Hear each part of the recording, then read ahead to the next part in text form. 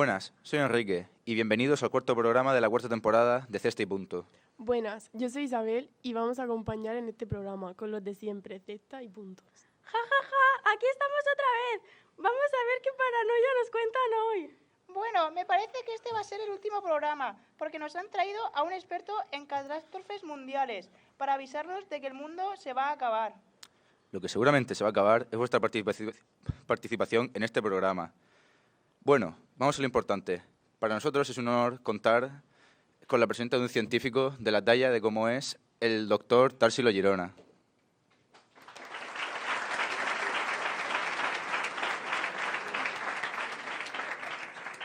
Tarsilo es un físico especializado en las catástrofes naturales. Ha trabajado para instituciones tan importantes como la NASA, desarrollando proyectos relacionados con la geología y actualmente compagina su trabajo en data mining, con la docencia en la Universidad de Alaska. Bueno, esto es lo que vosotros habéis traducido de las 14 hojas de currículum que tenemos de Tarsilo.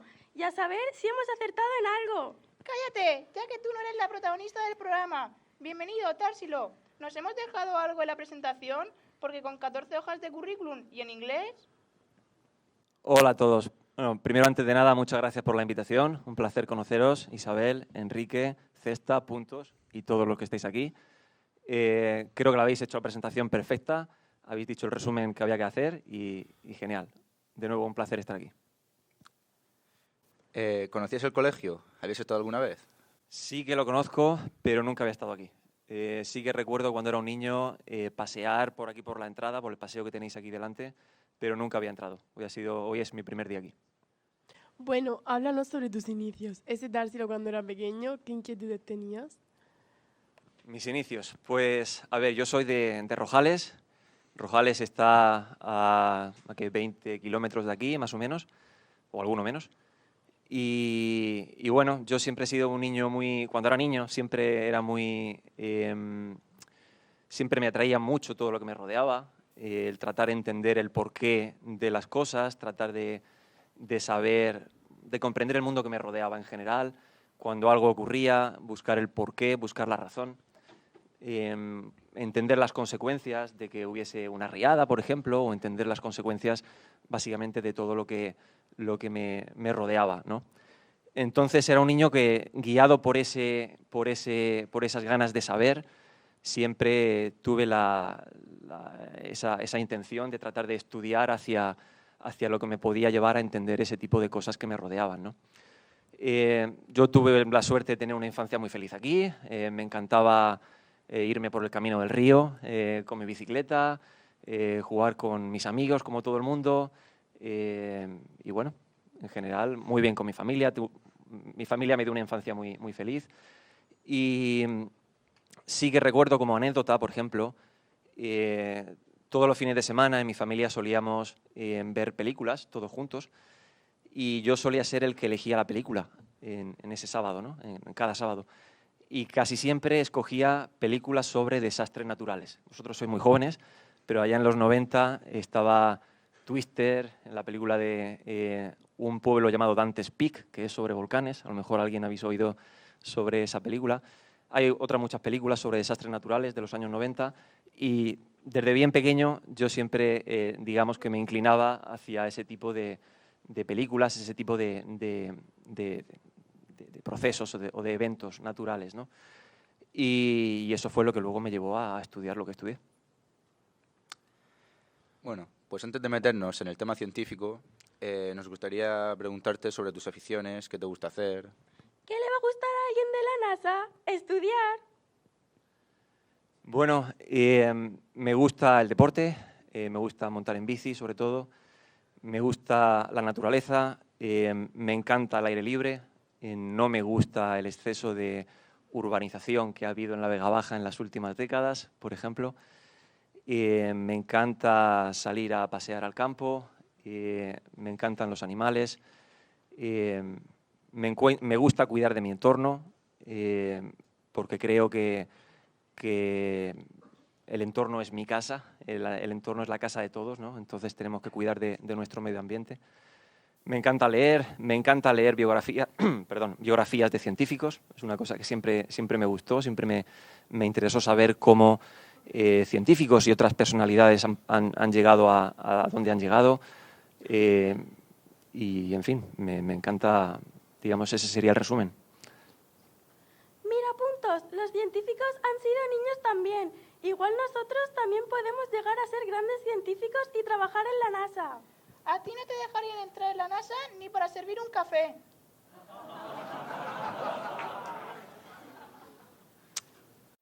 Sí, sí que hay que estudiar mucho, eso es cierto. Sí que digo que con pasión y con un objetivo claro y sobre todo con mucha humildad, yo animo a que todo el mundo trabaje y persiga sus sueños. Y siempre se puede conseguir. Somos alumnos de bachiller y en esta etapa educativa lo que más nos importa es lo que vamos a estudiar y la famosa selectividad. ¿Usted tendría claro qué quería estudiar? Pues yo desde bien pequeño tenía claro que a mí lo que me llamaba era la ciencia pura, como he dicho antes, ciencia pura y además con una aplicación relacionada con la naturaleza, con el medio ambiente. Sin embargo, yo me equivoqué cuando escogí mi carrera, en la primera carrera. Yo hice, digamos que por influencia de mi entorno familiar, lo que parecía que yo debía estudiar era más una ingeniería. Y comencé con una ingeniería. Sin embargo, después del primer año me di cuenta de que no era lo que a mí más me atraía y decidí hacer ciencia pura. Y por eso luego cambié a físicas. Y luego ya sí que hasta ahora, ¿no? Con esto quiero decir también que a pesar de que estáis en uno de los momentos más importantes de vuestra vida a la hora de tener que elegir cuál va a ser vuestra carrera, pero tampoco hay que tener miedo por dar un paso y si luego tenéis que cambiar la dirección tampoco hay ningún problema. Es una cosa que hemos hecho muchas personas y que no hay ningún problema por ello. No hay que tener un exceso de presión de, madre mía, si ahora me equivoco ya mi vida termina aquí. No hay problema. Como digo, yo sabía cuál era mi interés, pero fue con el paso de los años cuando fui aprendiendo como lo que tenía que estudiar y el camino que debía ir tomando para poder llegar a poder trabajar en lo que siempre me interesó desde niño. Como digo, ya cuando decidí empezar a estudiar física, atraído en general por la astrofísica y por la geofísica, fue cuando luego ya pude, digamos, centrarme en seguir esos sueños que tenía de niño. Bueno, no existe la carrera de catástrofes naturales. ¿Qué es lo que estudiaste exactamente? Y si no es indiscreción, ¿qué nota sacaste en selectividad? Pues yo estudié físicas. Estudié físicas, en aquel momento era 5 años, y en el cuarto año estudié en Valencia y en el cuarto año decidí irme a la Universidad Complutense de Madrid porque allí estaba la especialidad de geofísica. Una anécdota curiosa es que yo, como he dicho antes, yo sabía muy bien lo que me interesaba desde que era un niño, pero sin embargo yo nunca había oído hablar de la palabra geofísica hasta que vi una película que se llama El Núcleo, no sé si alguien lo habrá visto. Es una película que a nivel científico no es rigurosa en absoluto, pero sin embargo eso fue la primera vez que yo escuché la palabra geofísico y empecé a indagar en ello y fue cuando me enteré de que, anda, si esto justamente, estudiando geofísica es como justamente puedo, digamos, seguir el camino que yo quiero, ¿no? Y sobre lo que me preguntas en selectividad, pues sinceramente no recuerdo bien, no fue una nota súper brillante, fue en aquel momento, creo que era, pues no sé, fue en torno a 9, si no recuerdo mal, que bueno, hay mucha gente que sacaba 9 y pico en aquel momento, pero no, yo no fue de los que sacaron cerca de 10. Y una cosa curiosa es que mi peor nota de selectividad fue física, y sin embargo luego hice física con media de sobresaliente. Entonces, una vez más, no hay que preocuparse si en selectividad no sale como vosotros queréis, ¿no? La vida es muy larga y el tiempo os pondrá en el sitio en el que tenéis que estar. Tarsilo, como especialista en data mining, ¿qué opinas de la inteligencia artificial? Pues es una buena pregunta que me alegro que me hagas. Primero, yo opino que el nombre en sí ya es bastante confuso. Cuando hablamos de inteligencia artificial, parece que estamos hablando de algo muy esotérico que tiende a lo filosófico, pero lo cierto es que no dejan de ser métodos estadísticos avanzados, sin más.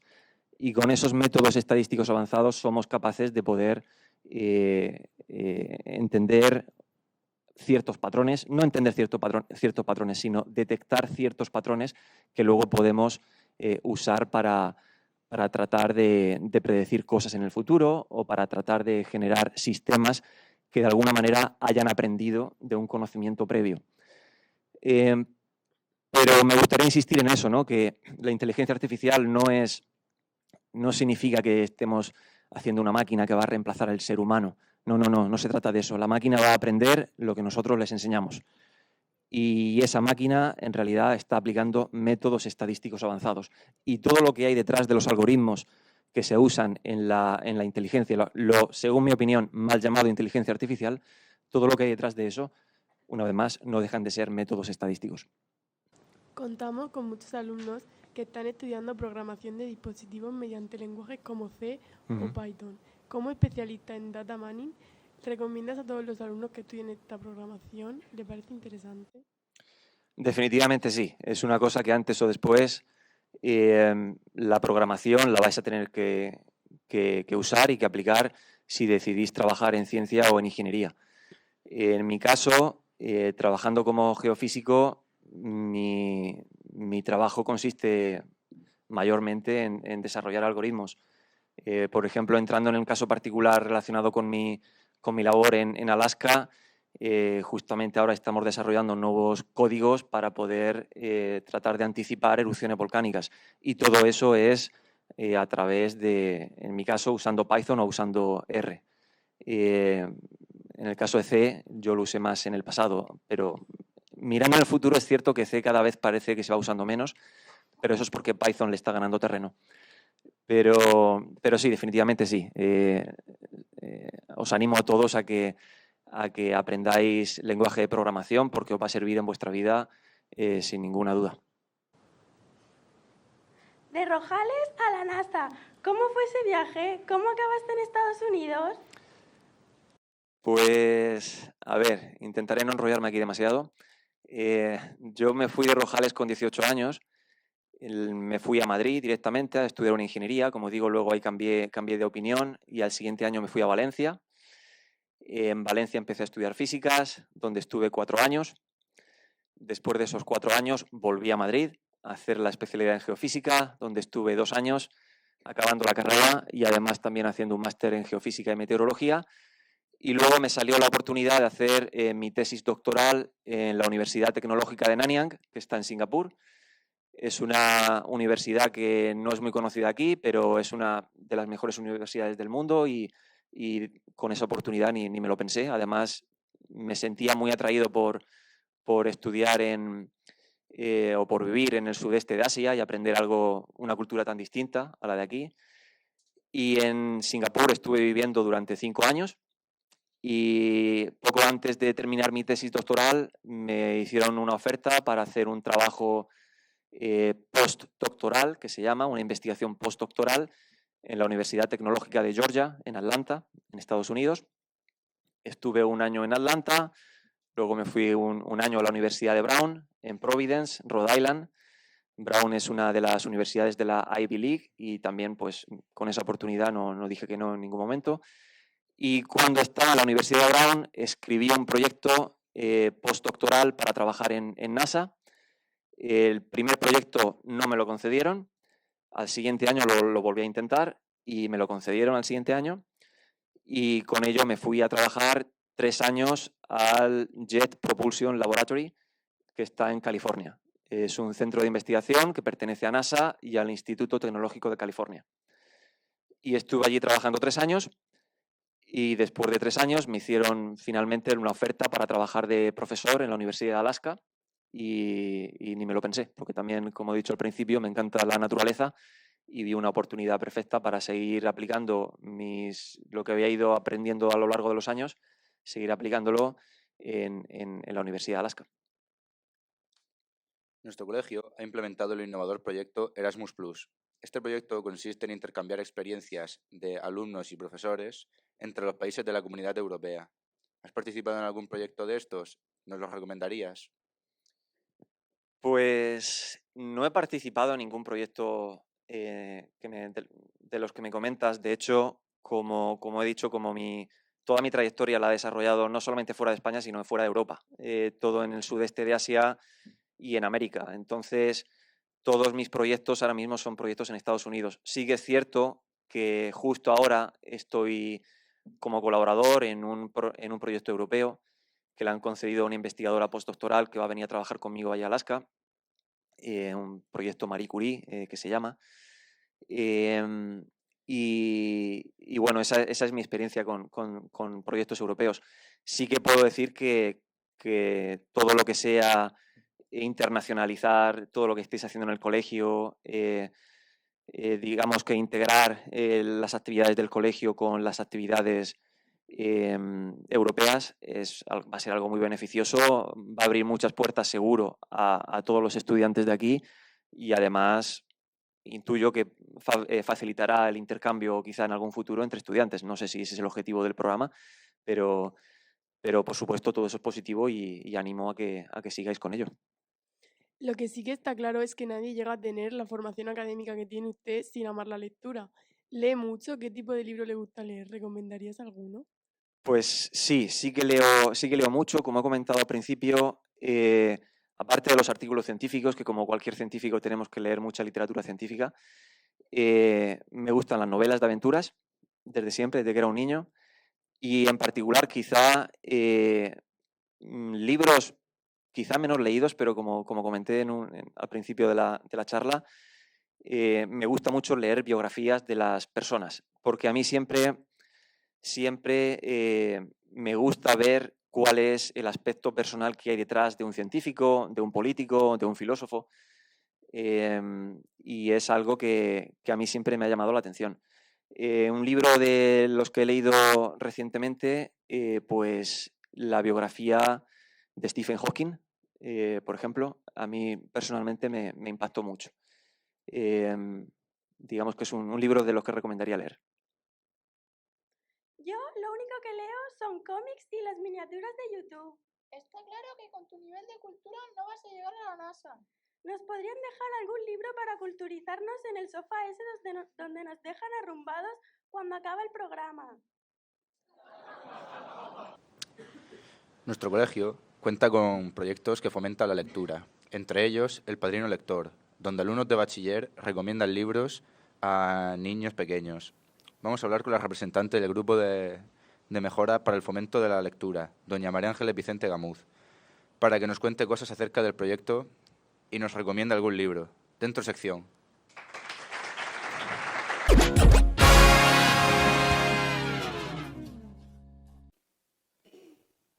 Muy buenas, soy Abdullah Shabazz y hoy estamos al lado de María Ángeles Vicente, que es la encargada del proyecto del Padrino Lector. Bueno. Hola, buenos días. Pues sí, en el cole estamos haciendo un proyecto de fomento a la lectura que se llama El Padrino Lector, que consiste en que los alumnos de primero de bachillerato van una vez a la semana a la clase de 5 años con estos niños que tenemos aquí, unos representantes, y pasan con ellos un rato entre libros, les cuentan historias. La actividad lleva varios pasos. Al principio pues se conocen, saben qué les gusta más, tienen que conocer a sus ahijados, se informan y cada día pues realizan esta actividad en un espacio diferente para que sea más atractivo. A veces se quedan en las aulas, otras veces salen al patio, otras veces aquí en este entorno de la biblioteca.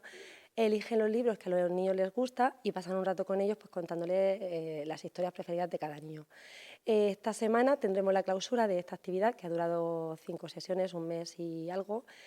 Y bueno, pues en esa clausura la verdad es que al final se quedan todos muy contentos, muy satisfechos porque ellos sienten gran aprecio por sus padrinos y les da mucha pena que acabe. Y hay un vínculo especial entre unos y otros. Vale, perfecto. Vale, ahora estamos con los alumnos de 5 años, que son Candela, Jesús y Martina, que nos van a recomendar su libro favorito. Candela, ¿cuál es tu libro favorito? Super ratón. Super ratón. ¿Y el tuyo, Jesús? La vida total. Vale. ¿Y el tuyo, Martina? Mulan. Vale. Estos son los libros favoritos. Bueno, Candela, ¿qué tal te ha parecido el trabajo del Padrino Lector? Muy bien. Divertido. Sí, muy bien. Vale. ¿Y a ti, Jesús? Genial. ¿Y a ti, Martina? Muy bien. Muy bien. El tema que tratamos en nuestro programa son los fenómenos atmosféricos. Y ahora María Ángeles nos va a recomendar algunos libros que traten sobre ese tema. La verdad es que las referencias a la atmósfera en la literatura universal podemos encontrar muchísimos títulos. Es difícil hacer una selección. La primera imagen que tengo pues, es el movimiento romántico, que ya la expresión de los sentimientos la hacen a través de los fenómenos atmosféricos, de la naturaleza, y aparecen tormentas, huracanes. Pero bueno, si recomendando algún clásico, porque podría mencionar también un clásico de la literatura inglesa, Cumbre borrascosas, que lo tenemos por aquí. Estaba en la biblioteca, está en inglés, original, pero me iría también a García Lorca con su poesía, que utiliza los símbolos, un poeta muy querido por todos. La luna es una de las imágenes, uno de los símbolos que más emplea García Lorca, que generalmente simboliza la muerte, pero también hace referencia pues, a otras cosas. Miguel Hernández, nuestro paisano, el rayo que no cesa, el rayo es el símbolo del amor, el viento del pueblo, el viento es la palabra, y bueno, esto es sintetizar mucho y resumirlo, porque los símbolos de fenómenos atmosféricos referidos a la atmósfera son muchísimos, ya digo. Además de bellos poemas, hay muchas referencias. Sí, tenemos un libro, 100 años de soledad, de Gabriel García Márquez, que hay quien dice que ya preveía esta catástrofe que anunciaba el cambio climático, porque es la historia de un poblado tranquilo, que a orillas de un río con aguas cristalinas, y llegan las empresas bananeras y lo destruyen todo, y a partir de ahí pues hay una catástrofe en la cual hay sequías, huracanes, y el poblado termina destruido. Por otro lado, recordando, haciendo historia de toda la literatura, no podemos dejar de mencionar a la Biblia. En la Biblia hay muchas referencias pues, a las nubes, esos fenómenos de nubes, a huracanes. Entonces, quiero decir que hay muchos libros que podamos decir que como recomendación. Y si es en los pequeños, en la literatura infantil, muchísimos nombres: Superplaneta, La gota de lluvia. Habría también que mencionar bastantes. Ya digo que las referencias en la literatura a fenómenos atmosféricos son continuas, hay mucha simbología y cada una de ellas expresa cosas diferentes. Pero yo, si me quedara con un libro así concreto, podría decir el de 100 años de soledad.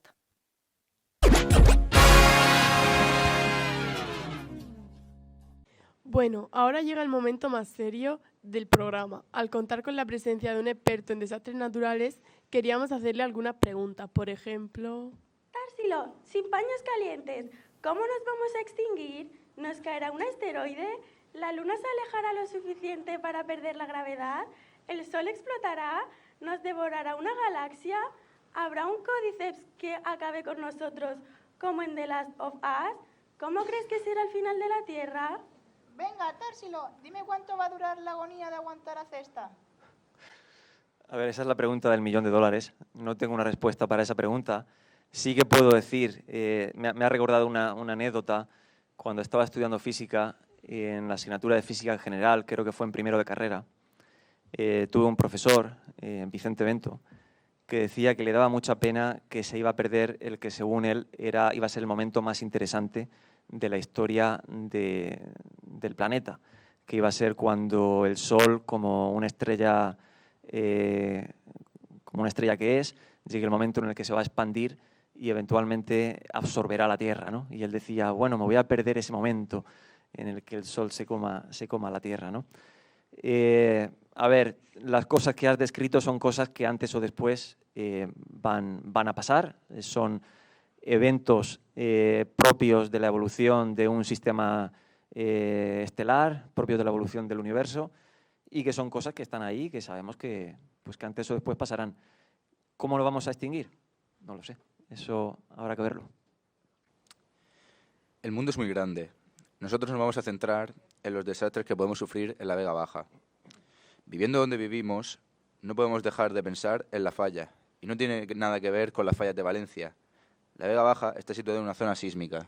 Nuestro profesor siempre nos dice que va a haber un gran terremoto de manera inminente. Entiendo que en términos geológicos algo inminente es aquello que va a pasar en los próximos 100 años. Inminente es que nos cierre el Padre Jesús el programa por no aportar nada al colegio.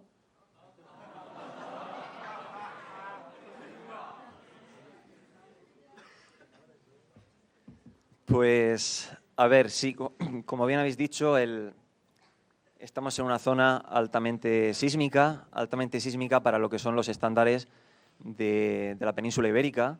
Esta zona, junto a Granada, son las zonas donde más terremotos hay y donde más terremotos o terremotos más grandes se pueden esperar.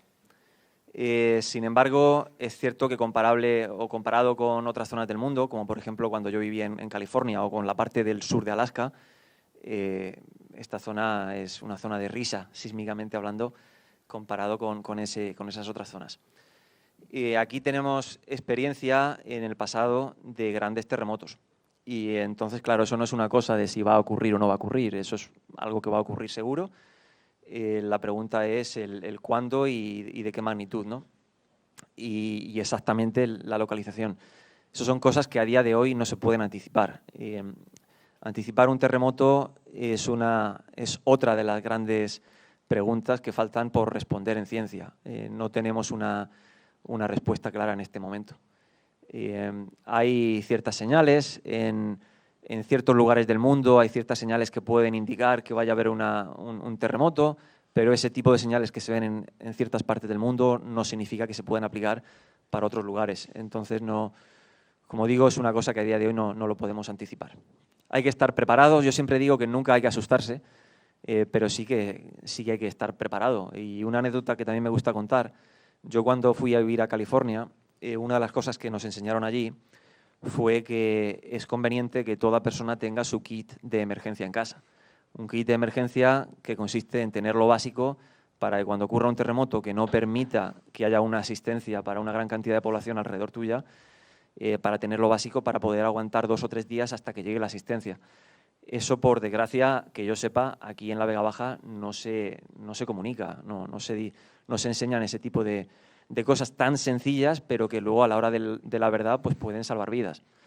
Porque si cuando vuelva a ocurrir un terremoto de la magnitud del que ocurrió en el siglo XIX, ahora con la cantidad de edificación que hay en la Vega Baja, pues los daños van a ser mucho mayores que de los que fueron en su momento. Entonces, si estamos preparados con ese tipo de pues no sé, cosas como por ejemplo lo que acabo de mencionar de un kit de ayuda, de supervivencia, eso va a hacer que luego podamos resistir ante eventos de ese tipo. Es lo que tengo que decir sobre ello. ¿Nos podría escribir un breve decálogo de lo que podríamos hacer en caso de que nos pillase un seísmo aquí? O sea, si estuviéramos en clase. Puntos. Fijo que a ti y a mí nos pilla en el sofá. ¡Qué remedio! Pues yo lo primero que hay que tener en cuenta es que si ocurre un terremoto muy grande, hay que primero tratar, si es posible, salir a la calle cuanto antes y alejarte de un edificio. Si no es posible, entonces buscar un lugar seguro donde alguien se pueda cobijar momentáneamente hasta que el terremoto pare. Una vez que la vibración para, ya enseguida salir a la calle lo antes posible. Un lugar seguro puede ser una mesa robusta o puede ser al lado de un pilar robusto que hay aquí en el edificio. No siempre es posible, porque de hecho estoy viendo que en esta aula sería imposible con toda la gente que vemos aquí, ¿no? Entonces, tratar de la manera más ordenada posible, sobre todo salir a la calle cuanto antes. Yo aún así, yo siempre digo que saber cómo actuar durante un terremoto es muy importante, pero más importante es la prevención. La prevención o saber cómo actuar en lo que va a ocurrir después de un terremoto. Porque a veces el problema no viene por el terremoto en sí, sino viene por cómo uno reacciona a las horas después de ese terremoto. Si estamos hablando de un terremoto realmente grande, insisto, tener la capacidad de poder sobrevivir por ti mismo durante 2 o 3 días, eso va a ser más importante que ninguna otra cosa. Y digamos que sería el resumen. Pero bueno, si estáis interesados en tener más detalles, os puedo pasar más detalles sobre el tipo de cosas en particular que se pueden hacer. Ahora se está poniendo en boca de toda la comunidad científica que las corrientes del Atlántico se están deteniendo. Todo esto nos lleva a recordar lo que pasaba en famosa película, El día después de la mañana. ¿Nos puede decir a qué nos vamos a enfrentar en caso de que esto sea verdadero? ¿Pasará tan rápido como en la película? A ver, a mí también, como dije al comienzo, las películas de catástrofes naturales me encantan, porque creo que es una manera de aprender mucho sobre el mundo que nos rodea, pero tampoco hay que olvidar que son películas. Entonces, a veces las catástrofes en las películas se magnifican también. Hay muchas cosas que están cambiando de manera acelerada en las últimas décadas en el planeta, y eso es consecuencia en gran medida de los cambios provocados por el ser humano desde la Revolución Industrial. Eso es un ejemplo de algunos cambios que pueden ocurrir, pero hay otros muchos más. Puedo hablar de uno más cercano a mí, en el caso de Alaska. Ahí estamos viendo, por ejemplo, la fusión de muchos glaciares. En un lugar como Alaska, los glaciares son muy abundantes y además, de alguna manera, resisten, están haciendo de tope a las montañas donde esos glaciares se forman. Ahora estamos viendo allí que debido a la fusión de muchos de los glaciares está habiendo un incremento en la actividad sísmica, un incremento en el deslizamiento de tierras y eso puede provocar muchos daños. ¿Cómo nos vamos a adaptar a ese tipo de variaciones?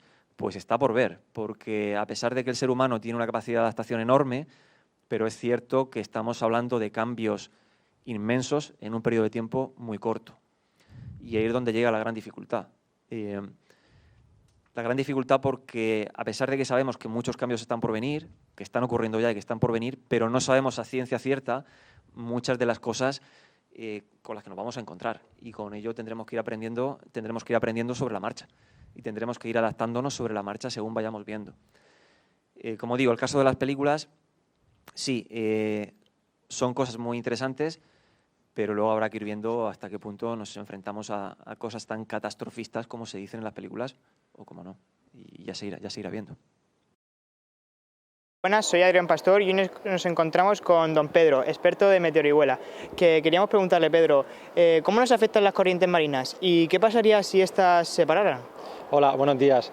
Pues sí, pues hasta ahora mismo todo eso hace que aquí haya climas en España, ¿no? Y hace que ahora mismo todas esas corrientes lo que hacen es que aquí en España vayan inviernos más suaves, ¿no? Entonces, si ahora mismo eso no es así y se para, pues lógicamente va a hacer mucho más frío y entonces habrían olas de frío mucho más fuertes en España y claro, es un tema muy difícil en el que hay que hacer mucho más estudios y demás, porque ahora mismo la cosa está así, pero no se sabe a ciencia cierta. Entonces hay que hacer más estudios porque claro, ahora mismo con el hielo marino que está derritiéndose, pues lógicamente esa agua va a ir al océano y va a hacer que la temperatura enfríe en el mar y eso luego va a llegar aquí y claro, hay que hacer mucho más estudios y ya está. Bueno, también queríamos preguntarle, el calentamiento global es un tema de actualidad y eso, que ¿cómo nos afectaría o cómo nos está afectando el calentamiento global y cómo nos afectará en un futuro próximo? Pues eso, ahora mismo la temperatura no para de subir a nivel global y es algo que va a seguir así, a no ser que la AMOC, que es lo de las corrientes, pues en vez de ser cálidas, ahora sean frías. Y entonces habrían ese cambio de clima, ¿no? Pero eso es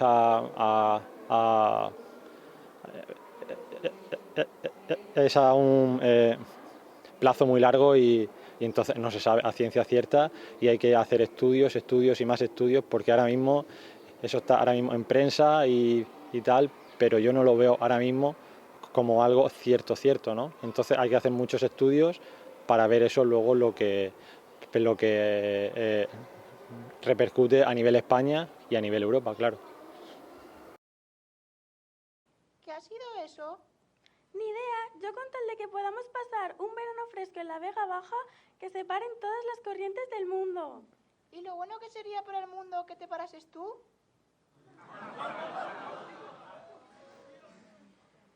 ¿Ustedes estudian únicamente aquellas catástrofes naturales y cómo afectan a la Tierra? ¿O estudian pandemias y otras acciones del hombre en la Tierra? Pues en mi trabajo yo me dedico a estudiar mayormente erupciones volcánicas, también terremotos, y en eso consiste mayormente mi trabajo, usando datos sísmicos, que es decir, básicamente vibraciones del suelo, usando señales sísmicas, usando instrumentos que detectan esas vibraciones del suelo, también usando datos satelitales, lo que se llama teledetección térmica, y usando modelos y ecuaciones y simulaciones por ordenador. Sin embargo, he de decir que durante la pandemia, pues me di cuenta de que un trabajo que había hecho durante mi tesis doctoral aplicado a volcanes se podía readaptar para tratar de comprender la evolución de una pandemia con aplicación a casos particulares. Entonces, aunque yo no soy para nada un experto en biología ni en pandemias, pero lo que es el estudio de la evolución de una pandemia, hay muchas cosas que son similares al tipo de estudios que hacemos nosotros los geofísicos. Entonces, dediqué un tiempo a estudiar la pandemia y, de hecho, publiqué un artículo relacionado con cómo iba a ser la evolución en el número de casos infectados de COVID en ciudades grandes. Pero como digo, eso fue, digamos, que algo que hice por amor al arte y por amor a la ciencia y de alguna manera tratar de contribuir con mi trabajo al momento en el que estábamos viviendo en ese momento, pero mi trabajo consiste en vulcanología y en el estudio de la sismología. Ahora estamos en pleno debate sobre la polémica de la Agenda 2030. Queríamos preguntarle si existe el cambio climático y, si es así, si el hombre está influyendo en el cambio climático. ¿Va a haber algún verano en la Vega Baja que no superemos los 67 grados a la sombra? ¿O algún invierno sin ti? Pues, a ver, yo creo que a día de hoy esa pregunta ya ni tan siquiera nos la debemos plantear. El cambio climático no es algo por lo que ya no hay que dudar, ¿no? Solamente algunas mentes que tienen probablemente ciertos intereses pretenden decir a día de hoy que el cambio climático provocado por el ser humano es una invención. El cambio climático provocado por el ser humano está ahí, es algo que ya está más que demostrado, es algo que ya sabemos. Por suerte, en el mundo, en el aspecto político, pues se ha tomado mucha conciencia y se están tomando pues medidas que van más en esa dirección. Entonces es una pregunta que a día de hoy ni tan siquiera nos deberíamos plantear. Como digo, lo importante y la evidencia está clara en muchos tipos de datos y con muchos tipos de señales que estamos percibiendo. Y un ejemplo, volviendo de nuevo al tema de los glaciares, muy interesante, lo tenemos en el caso de que, a pesar de que la temperatura media del planeta vemos que ha ido incrementando en las últimas décadas, pero es ahora los glaciares, mucho después de cuando la temperatura ha empezado a cambiar, es ahora cuando los glaciares están empezando a tener una aceleración en sus cambios, ¿no? Y eso es un indicativo claro de que, ojo, a pesar de que los cambios a nivel planetario han empezado hace décadas, pero ahora estamos empezando a ver las consecuencias de esos cambios que se iniciaron hace décadas. Entonces, veremos a ver dentro de algunas décadas el tipo de cambios al que nos tenemos que enfrentar. Entonces, volviendo un poco a tu pregunta, sí, la Agenda 2030 creo que es algo que sin duda es favorable, es bueno, y tenemos todos que tener conciencia de que tenemos que hacer todo el esfuerzo necesario por cuidar nuestro planeta, repito, por cuidar nuestra casa. Otra cosa que me gustaría incidir aquí, de normal hablamos siempre del cambio climático global, que sí que es algo que la mayoría de nosotros tenemos probablemente más experiencia y hemos oído más hablar sobre eso. Pero hay otra cosa clave, que es el cambio climático local o el cambio climático regional. Ese cambio climático local, cambio climático regional, viene muy influido por los cambios en edificaciones que han ocurrido en una zona en particular a lo largo de las décadas. Vosotros, repito, sois muy jóvenes y no habéis visto ese cambio. Yo, que llevo 20 años fuera de aquí, cada vez que he ido viniendo, he ido viendo cómo ha ido todo evolucionando, cómo ha ido todo cambiando y cómo hay un exceso de edificación, una aceleración exponencial que ha habido de edificación en todo lo que es la Vega Baja y en muchas otras zonas de la Comunidad Valenciana. De hecho, ahora mismo, para las próximas décadas, la Vega Baja es una de las dos áreas de la Comunidad Valenciana para las cuales se espera un incremento, uno de los mayores incrementos en la edificación, a pesar de todo lo que llevamos. Bueno, pues esos incrementos de edificación no solamente afectan a la hora de una respuesta ante un evento sísmico, como hemos hablado antes, sino que además tienen mucha influencia en lo que comentaba del cambio climático local y regional. Entonces es otro aspecto a lo que tenemos que tener en cuenta, ¿no? Que de los cambios de temperatura que vemos a nivel planetario, además en un área como la Vega Baja también nos vamos a estar enfrentando al cambio climático provocado por un exceso de edificación. Y desde aquí yo sí que animaría a todos los ayuntamientos de la Vega Baja que hagan un esfuerzo todavía mayor para tratar de luchar todos en esa misma dirección y nos planteemos la pregunta de hasta dónde vamos a llegar. ¿No sería muy interesante tratar de poner fin a tanto exceso de edificación y tratar de crear cuanto más zona verde mejor? Yo os animo a todos a ello, a que nos concienciemos de que realmente necesitamos más zona verde y deberíamos tratar de parar la edificación por el bien de todos, por el bien de la Vega Baja y por reducir al máximo posible ese exceso de cambio climático local y regional que se ha ido provocando a lo largo de las décadas en esta zona. No nos podemos ir de aquí sin preguntarte si es un mito o una realidad lo de que hay un volcán en el túnel de Orihuela. ¿Eso es cierto? Pues a ver, sinceramente no conozco los detalles de esta zona. Es una pena, pero no, porque nunca he estudiado nunca he trabajado en España, en Europa en general. Sí que puedo decirte que tenemos muchos volcanes, la mayoría de ellos ya extintos en la península ibérica y en España en general. No solamente tenemos los volcanes de Canarias, que son los volcanes activos, sino que además en toda la zona del Cabo de Gata, en Almería, en las Islas Columbretes, todo eso son volcanes que en su momento estuvieron activos. En la zona de Cofrentes, donde está la central nuclear, también era una zona volcánica. Y por aquí sí que hay restos volcánicos también antiguos, que son pero bueno, estamos hablando de que hace millones de años que aquí no hay ningún tipo de actividad relacionada con movimiento de fluidos volcánicos en la subsuperficie. En Orihuela, en la Cruz de la Muela, han encontrado fósiles marinos. ¿Cuánto puede aportar al estudio de la geología en cuanto al pasado, presente y futuro de nuestro mundo?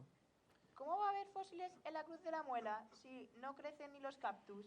¿Y tú qué sabes si te has tirado toda la vida en el sofá? Ni siquiera sabes dónde está la cruz de la muela. Bueno, nunca podemos olvidar de que estamos en un planeta vivo, un planeta que está evolucionando, un planeta en el que hemos tenido diferentes épocas, diferentes periodos, diferentes glaciaciones, diferentes cambios en el nivel de las aguas y hemos tenido zonas donde, aunque ahora actualmente están en zonas elevadas, pero que en su momento estuvieron bajo el mar. Y bueno, eso de hecho vemos en restos fósiles marinos en esa zona, pero en otras muchas zonas de la Vega Baja. Y sí. Sabemos que la NASA estudia el espacio. Sabemos que tú estudias fenomenología. ¿Y el mar? ¿La NASA estudia el mar? ¿Qué cosas pueden ser interesantes de su estudio? A ver, de hecho, una cosa que probablemente no se conoce demasiado es que la NASA, lo que más se conoce de la NASA es todo el trabajo a nivel planetario. Pero, por ejemplo, donde yo estuve, en el Jet Propulsion Laboratory, allí la mayor parte del trabajo que se hace es para estudiar la Tierra. De hecho, a veces se nos olvida que el planeta Tierra, que la Tierra también es un planeta. A veces se nos olvida eso, ¿no? Y no hay mejor ejemplo que la Tierra para comprender mejor o para aprender de cómo evoluciona un planeta. Cuando digo estudiar la Tierra, me refiero a estudiar los volcanes, a estudiar variaciones en la deformación del terreno, a estudiar los océanos. Entonces, sí, la NASA también estudia los océanos y estudia la evolución marina. De hecho, tengo amigos y tengo colegas de trabajo que están trabajando en ese tipo de investigaciones. Tratar de comprender la evolución de los océanos y cómo se correlaciona la evolución de los océanos con el cambio climático e incluso trabajando o investigadores que se dedican a estudios atmosféricos junto con investigadores más de desastres naturales como yo. O sea que hay mucho tipo de investigación. Todo lo que sea relacionado con la evolución de la Tierra, la evolución del planeta y tratar de aplicar la biología, la geología, la física, las matemáticas, tratar de aplicar todo ello para el estudio de la Tierra son cosas que se hacen en la NASA y en muchos otros sitios. Aquí llevamos 1 hora de programa y aún no hemos hablado del Área 51. Tarsilo, ¿dónde tienes escondidos a los extraterrestres? Cualquiera que no te conozca pensará que el primer extraterrestre eres tú. Eso no sé si lo dices por mí o lo dices por cesta. Todo el material geológico que se ha encontrado es de la Tierra o es material que ha venido del espacio. ¿Y qué datos nos aportan estos materiales?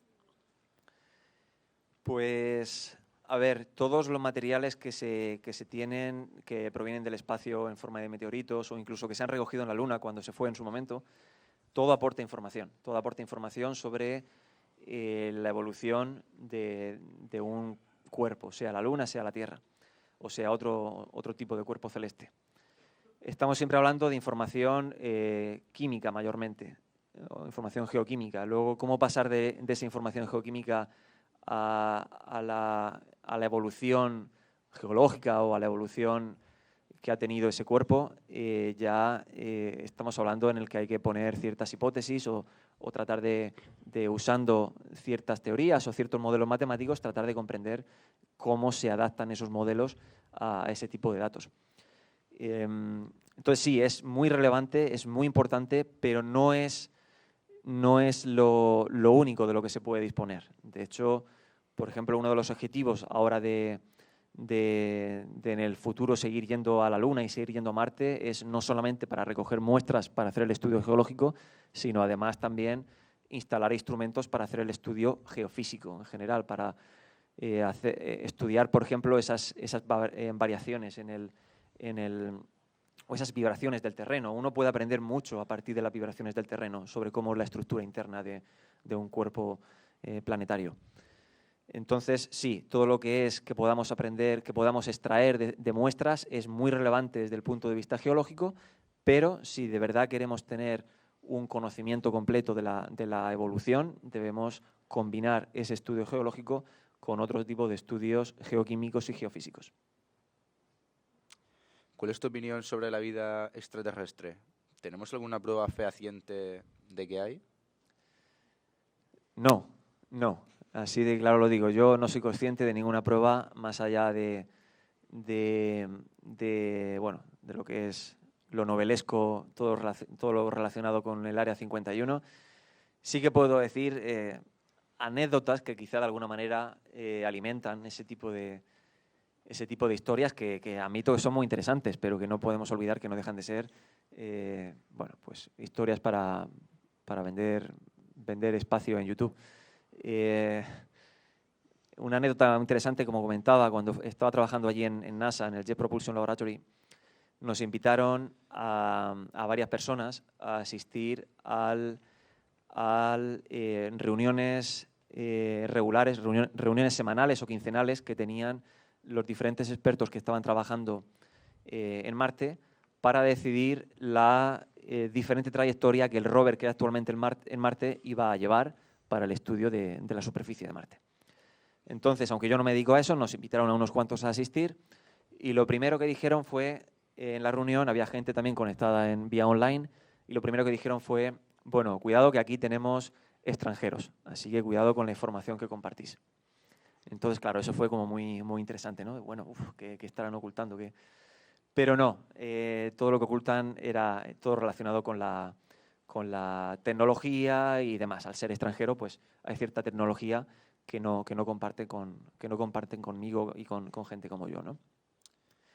Pero no. De hecho, algo muy interesante, que igual habéis leído o oído algo recientemente, desde el Congreso de los Estados Unidos propusieron hacer un estudio exhaustivo sobre el tipo de señales que se habían catalogado como ovnis en las últimas décadas para tratar de ver si había algo de cierto en todo ello, ¿no? Y sin embargo, la conclusión ha sido ahora de que bueno, pues sí, son objetos voladores no identificados, pero eso no significa que sean provenientes de otro planeta, ¿no? De hecho, la mayoría, bueno, todo lo que estamos viendo de objetos que caen del espacio, lo lógico es que son cuerpos que provienen del estudio científico terrestre. Son sondas que se han enviado en el pasado para estudios meteorológicos o son sondas relacionadas con ejercicios militares, como ocurrió también en Alaska recientemente. Entonces, bueno. ¿Qué películas o videojuego nos recomiendas sobre ciencia ficción que te guste? Bueno, películas o videojuegos. Pues sobre película, si alguien está interesado en la vulcanología en general, yo recomendaría la película que comenté al principio, Un pueblo llamado Dante's Peak, y la recomendaría porque a pesar de que es una película de los años 90 y está desfasada en algunas cosas, pero sí que es una película muy, muy rigurosa desde el punto de vista científico. De hecho, habla de instrumentos que aunque ahora se han quedado obsoletos, son antiguos, pero que se han estado usando en vulcanología hasta el día de hoy y que incluso yo mismo he usado recientemente, ¿no? Entonces es una película muy interesante que si a alguien le interesa todo ese tema la recomendaría. Un pueblo llamado Dante's Peak. Luego la película Twister, que también recomendé antes, que también sugerí o mencioné antes, también es muy interesante y también habla de tornados, eso está más relacionado con meteorología, pero también es muy rigurosa desde el punto de vista científico. Y videojuegos, pues videojuegos a día de hoy hay ya varios videojuegos relacionados con desastres naturales. De hecho, no recuerdo el nombre, pero donde yo hice mi tesis doctoral en Singapur,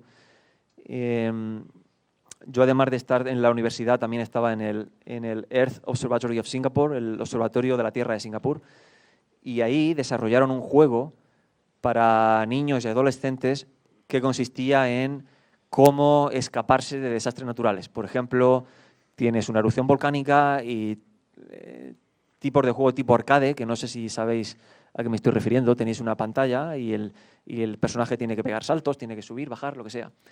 Y es un juego que es arcade, es de ese tipo, y que la idea del juego es que te viene un desastre natural, ocurre algo y tienes que escapar. Entonces, no recuerdo cuál es el nombre del juego, pero si tenéis interés lo puedo mirar, yo lo puedo pasar. Y creo que era un juego que en aquella época, hace ya 10 años, que me fui de allí, pero era muy interesante y sé que han seguido trabajando con el juego, entonces igual tienen una versión nueva. Entonces yo, si os interesa el tema, yo sugeriría echar un vistazo a juegos de ese tipo. ¿Habéis encontrado algún material en la Tierra que no sepas explicar qué hace aquí?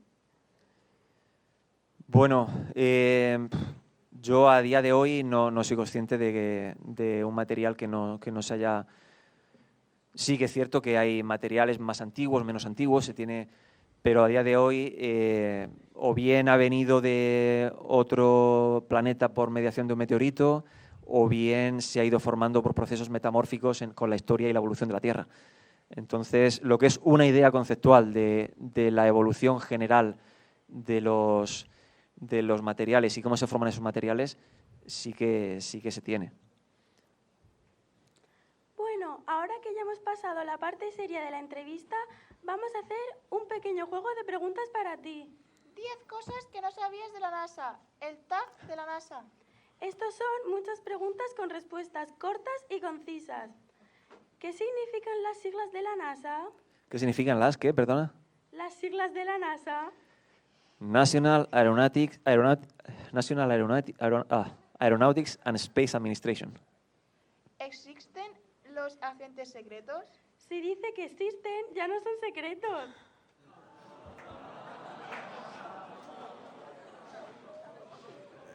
Pues sí que existen. De hecho, te puedo...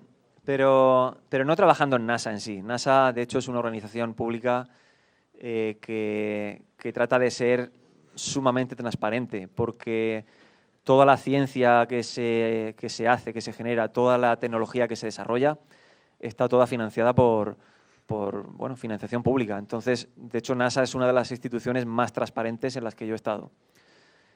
Sin embargo, sí que ya más yéndonos a la parte militar estadounidense, sí que hay cosas que no se comparten. Tengo un amigo que trabaja en Alaska y él está trabajando en un proyecto en el cual implica irse a un lugar de Estados Unidos en el cual, bueno, todo lo que hacen allí es toda información que no se puede compartir y, de hecho, no lo puede compartir ni con su familia.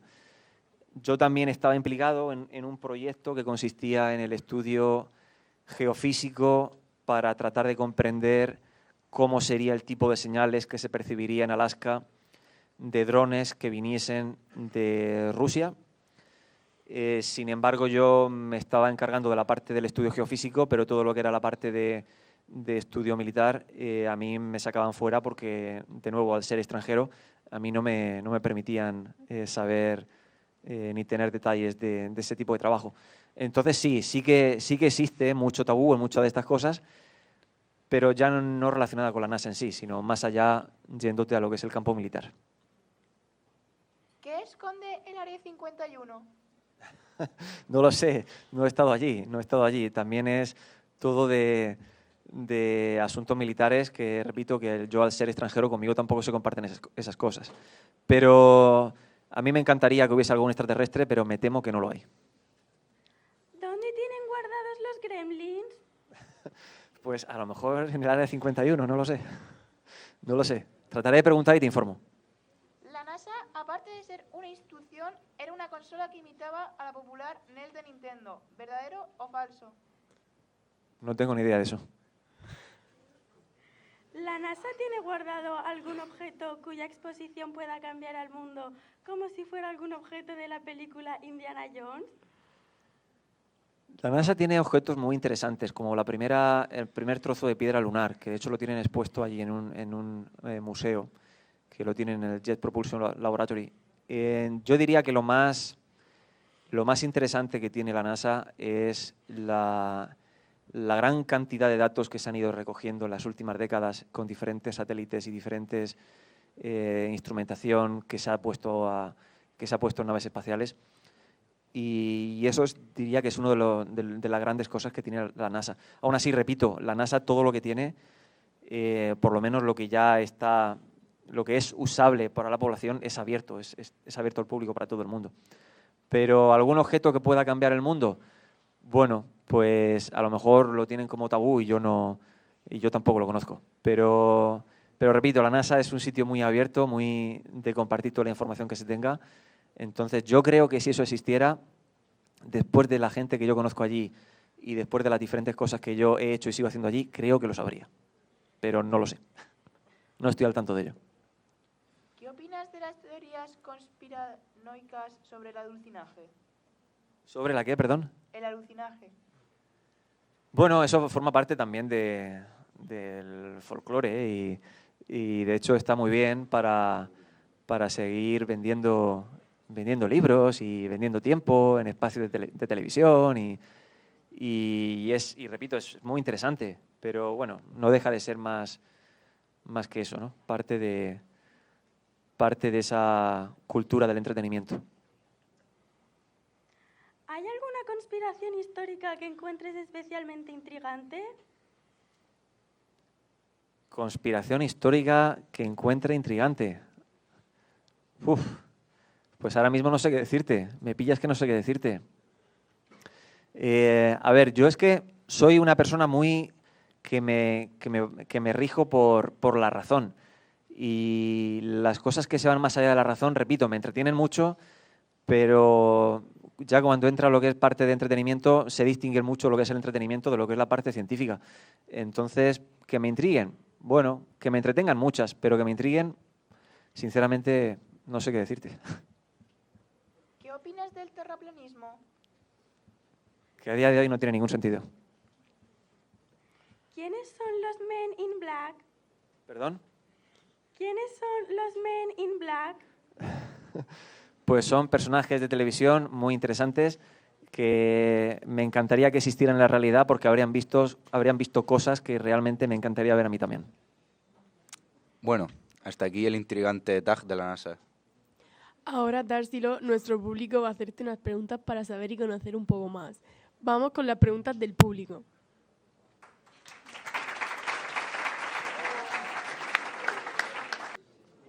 Debido a que, como has comentado en la entrevista, has estado viviendo prácticamente toda tu vida fuera de Europa, ¿te ha sido muy difícil adaptarte a lo que eran los cambios constantes en tu vida? Es una muy buena pregunta. A ver, es cierto que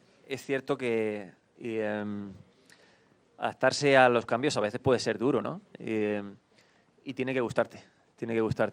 A mí personalmente, dicho así de forma coloquial, soy un culo inquieto. Entonces me gusta mucho poder vivir la experiencia de hacer cosas diferentes, ¿no? Yo he tenido la suerte, con todos esos viajes, de poder haber conocido culturas muy distintas, gente muy distinta. Eso, quieras que no, pues te hace mucho más tolerante, te hace más humilde porque te das cuenta de que hay tanta cosa que no sé y tanta cosa de la que se puede aprender, ¿no? Y me refiero en general de la vida. Entonces, adaptarse a los cambios a veces es duro, pero bueno, también uno aprende de que en realidad para vivir con lo que hay en una maleta se puede vivir. Y eso también creo que es importante. Que a veces nos creemos que necesitamos un montón de cosas para ser felices, necesitamos un montón de bienes para ser felices y te das cuenta que no. En mi caso, para mí, lo que me hace feliz es tener esa posibilidad de conocer, de aprender y de tratar de hacer la ciencia que hago y tratar de con mi trabajo poder ayudar a la población, que en el fondo es lo que a mí me motiva en mi vida y en mi carrera profesional. Todo lo demás pues es adaptarse, tener la mente abierta para hacer en cada sitio lo que se hace en cada lugar. Por ejemplo, yo nunca en mi vida había esquiado, nunca. Y cuando fui a Alaska, una de las cosas que se podía hacer allí es esquiar. Y dije, bueno, pues si estoy en Alaska, pues aprenderé a esquiar. Y empecé a esquiar mi primer invierno y al cabo de 6 meses participé en una carrera de 50 kilómetros esquiando, por ejemplo. Con eso quiero decir que lo importante es tener la mente abierta y estar siempre dispuesto a aprender de lo que el lugar te ofrece, a adaptarse a la gente y al entorno del lugar en el que vives. Y si haces eso, puedes ser feliz viviendo donde vivas y puedes ser feliz estés donde estés. Y esa sería mi sugerencia para todo el mundo. Mente abierta de que no hace falta tanto para vivir y simplemente déjate llevar por la corriente, que a veces viene bien.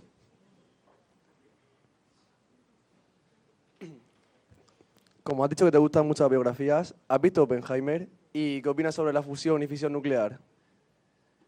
Sí, he visto Oppenheimer y me encanta la película.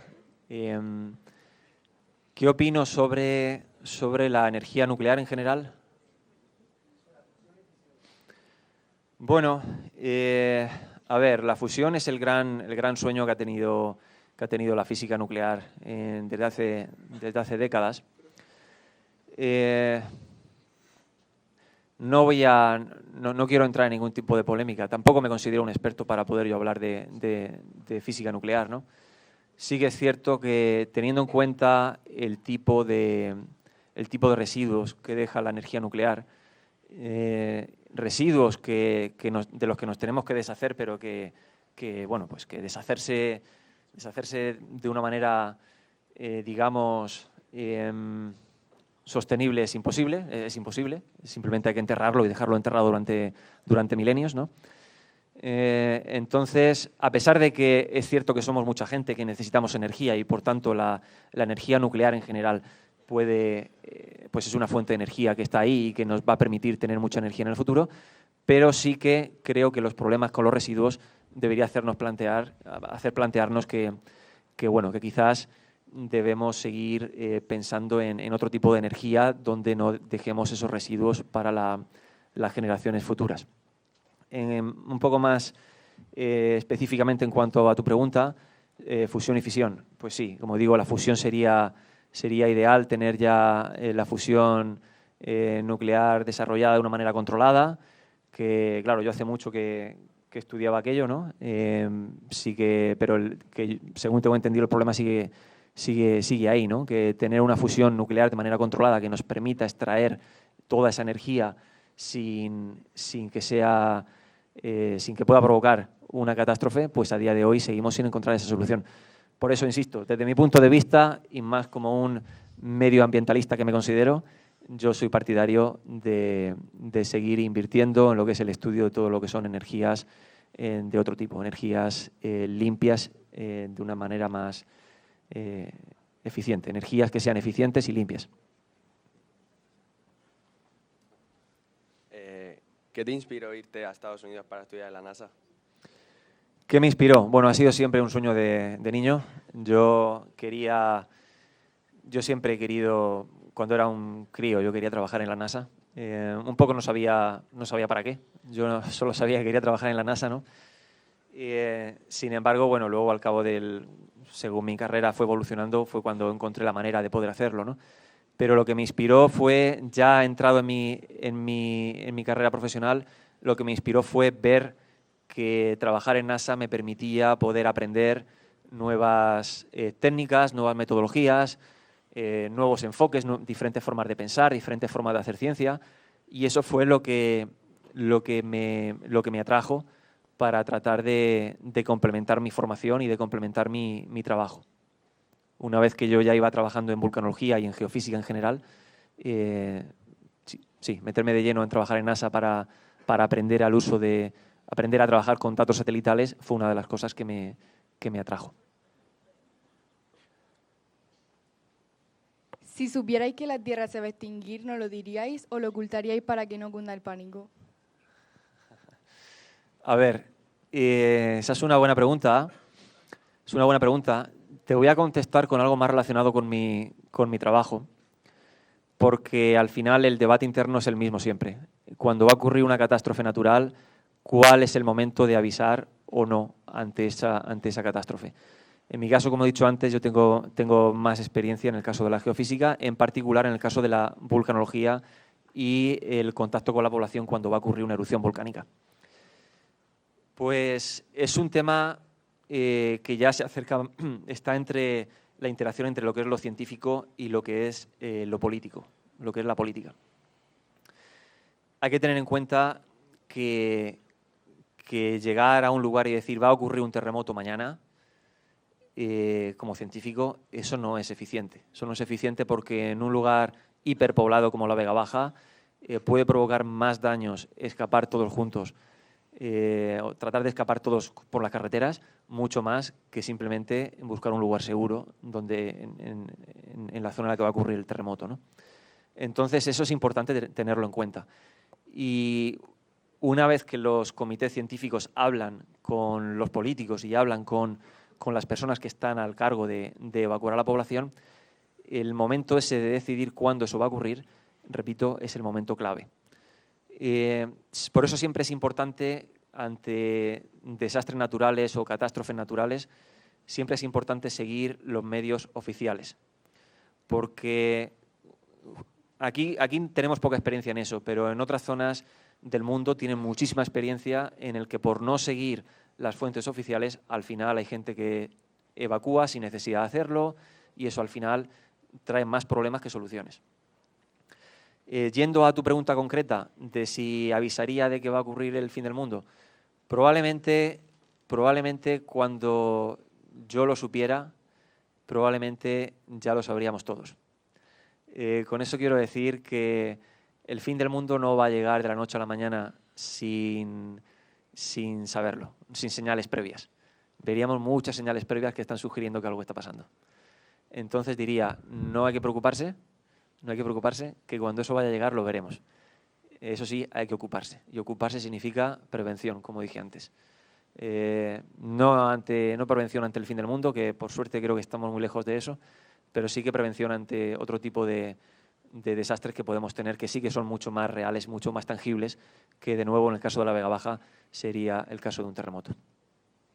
Gracias por la pregunta. ¿No cree usted que la Agenda 2030 no es un conjunto de ideologías políticas que buscan entorpecer el desarrollo de la economía europea?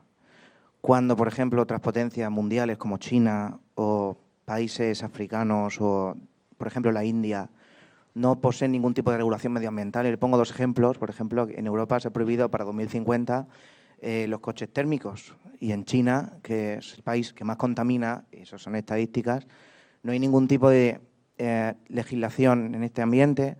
Y, por ejemplo, también vivimos aquí, sobre todo en España, como a los agricultores y a las demás, a la ganadería, por ejemplo, se le obliga a una serie de productos químicos, una serie de costes, que, por ejemplo, la fruta que viene de África o de Egipto o de Marruecos no necesita tanta regulación. Y mi pregunta es esa, ¿que no cree que es una ideología política que entorpece y que no está fundamentada en el cuidado del medio ambiente, sino en intereses económicos?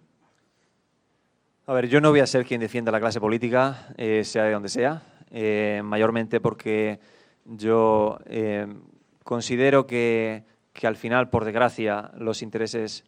¿Dónde está el que ha preguntado? Perdona. Sí.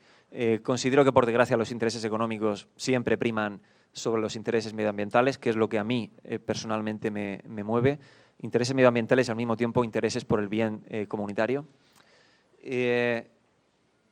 Dicho eso, sí que opino que Europa tiene que ser una región líder en el mundo en el avance hacia el futuro.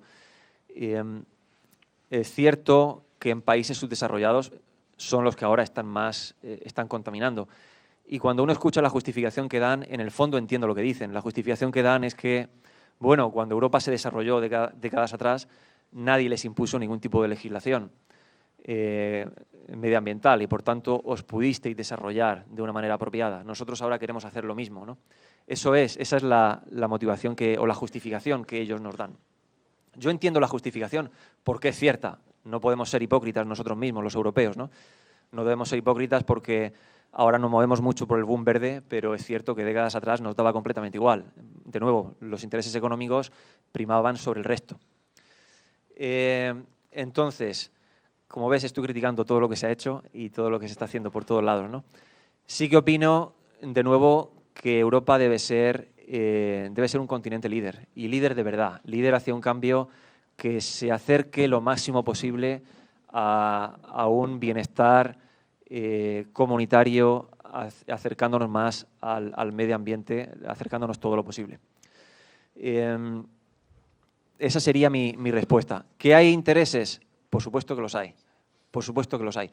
Pero no debemos olvidar cuál es el objetivo final que nosotros, desde mi punto de vista, como seres humanos debemos tener, que es que debemos cuidar de nuestra casa. Y nuestra casa es la tierra, es el medio ambiente. Eso es lo que nos rodea, eso es lo importante. Y debemos cuidar de ello, debemos cuidar de nuestro entorno como cuidas tú de las 4 paredes de la casa en la que vives, literalmente. No hay que olvidar que esta tierra que nos rodea es la casa de todos. Y eso hay que cuidarlo. Una vez más, ¿que en la Agenda 2030 hay aspectos políticos, intereses? Sí, sí, opino igual que tú, los hay. Sin embargo, opino que con ese tipo de medidas nos estamos acercando más hacia el objetivo real que debemos tener que con medidas en el que no se impongan ese tipo de condiciones. ¿Cómo poder encajar los intereses europeos con los intereses en países como China y la India? Bueno,